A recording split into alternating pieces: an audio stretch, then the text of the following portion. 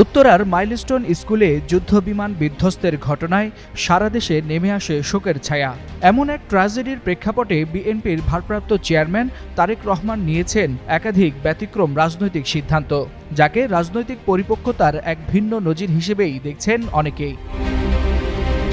সোমবার রাতে বিএনপির স্থায়ী কমিটির সভায় নিহতদের আত্মার মাগফিরাত কামনা ও আহতদের জন্য প্রার্থনার মধ্য দিয়ে শুরু হয় আনুষ্ঠানিক কার্যক্রম। তারেক রহমান তাৎক্ষণিকভাবে বাতিল করেন বিএনপির একাধিক পূর্বঘোষিত রাজনৈতিক কর্মসূচি। জাতীয়তাবাদী কৃষক দলের র্যালি, মহিলা দলের আলোচনা সভা এবং পেশাজীবীদের অনুষ্ঠান সবই স্থগিত করা হয় নিহতদের সম্মানে।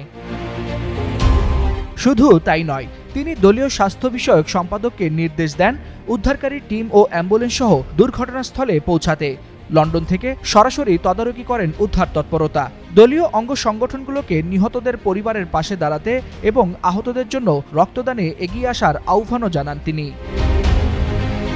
এছাড়াও পরবর্তী চিকিৎসা সহ সব সহায়তার সমন্বয়ক হিসেবে দায়িত্ব দেওয়া হয়েছে বিএনপির মিডিয়া সেলের আহ্বায়ক অধ্যাপক ডাক্তার মওদুদ হোসেন আলমগীরকে। জাতীয় শোকের মুহূর্তে রাজনৈতিক কর্মসূচি স্থগিত ও মানবিক সহায়তার এই পদক্ষেপকে অনেকেই দেখছেন দায়িত্বশীল নেতৃত্বের প্রতিফলন হিসেবে। ওয়ালিউল হাসানাত, যুগান্তর নিউজ।